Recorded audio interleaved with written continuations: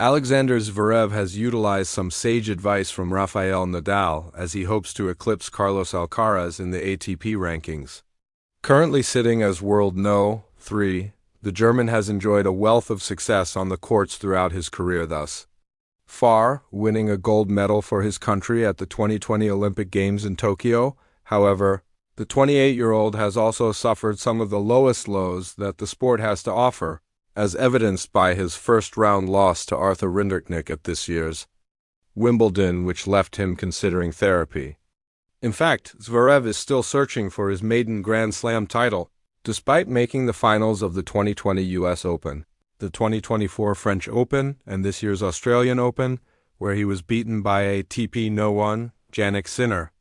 However, thanks to the wisdom of 22-time Grand Slam winner Nadal, Zverev has been able to adapt his game and make changes as he looks to the final major of the year in this month's U.S. Open, speaking to Mundo Deportivo. He said, "It's funny because I spent a lot of time with Tony, Nadal, Rafael's uncle and coach, and Rafa, and the number one thing Rafa told me is the difference between me, Novak, Djokovic, Rafa, and Roger Federer. Of course, they are much greater than I am, much better. I'm not even going to compare myself with them. But he said that they won many more matches playing badly.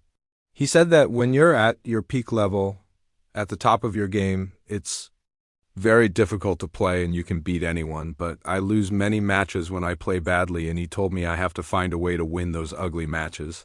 Sometimes you win by playing badly."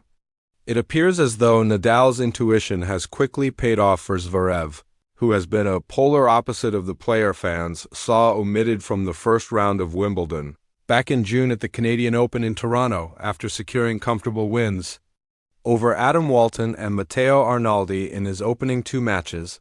Zverev was engaged in a mental battle for the ages.